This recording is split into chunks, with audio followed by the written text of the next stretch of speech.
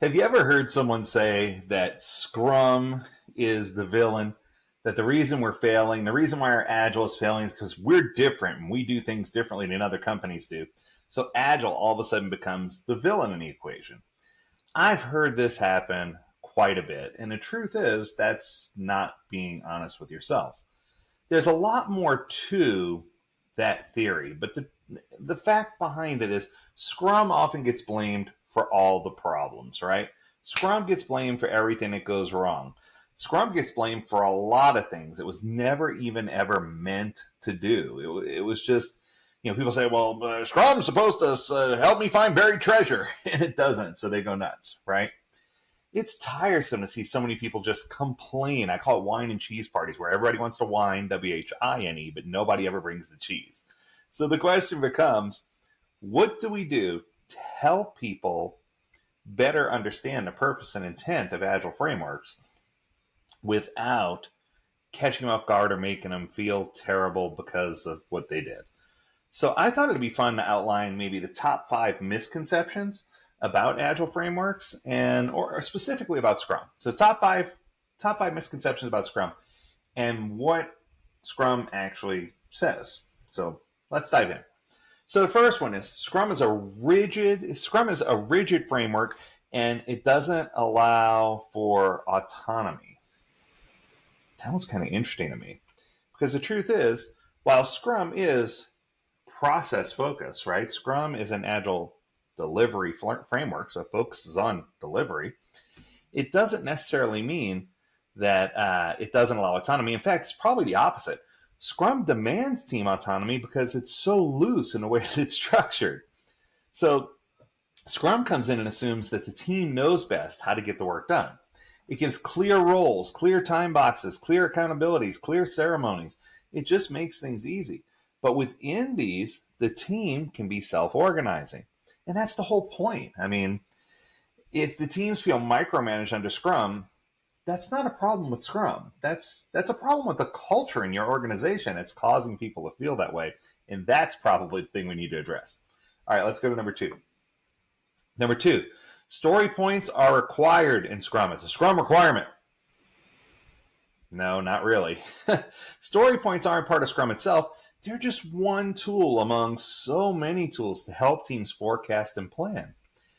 If they help, great. If not, if people are confused or start trying to tie them back to time, heaven forbid, drop them. Use t-shirt sizes instead. Use dog sizes. Use dinosaur sizes.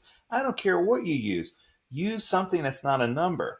What we've discovered is that when teams lean in on numbers, leaders tend to say 3 what, 5 what, and then you have to give that answer. And that answer often is what causes more confusion with story points than setting the record straight. So you got to make sure that you understand that and help the team find the best way to size their items. Let's go to number 3. Scrum is about maximizing output. Now, this one I've heard from so many leaders, and it makes me bonkers. It really disappoints me. It upsets me. I hear people call me in from a leadership position and say, Lee, what is it that we can do to improve our team's velocity, to increase and get more stuff cranked out so we can take our product to the next level? And the answer is, why? What are you trying to do, right? And it's so amazing to me to see organizations still so deeply embedded and focused on cranking things out.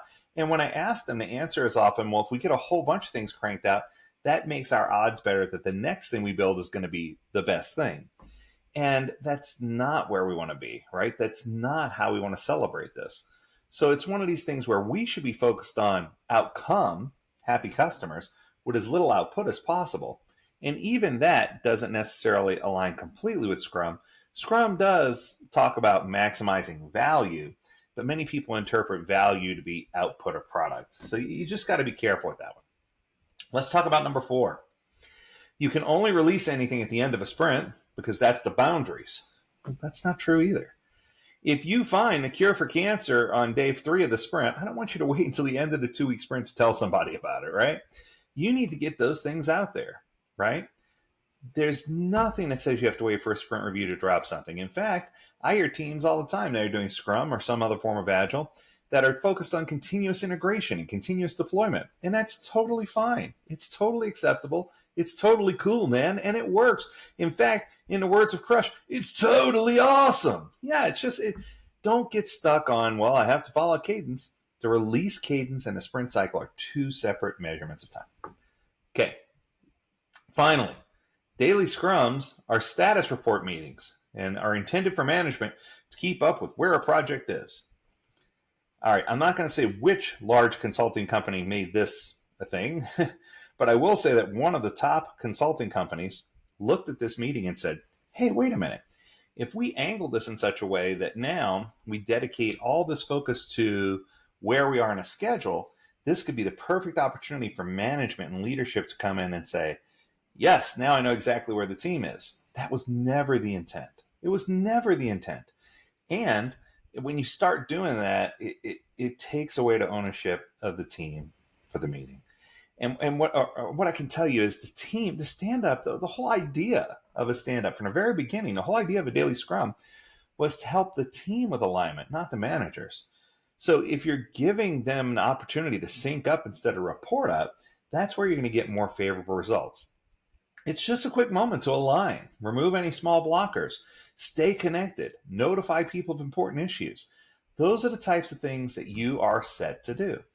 And I think that when you get over the fact that you're limiting yourself with the framework and start focusing on achieving the mindset, that's when you're going to achieve what Scrum and Agile really can do.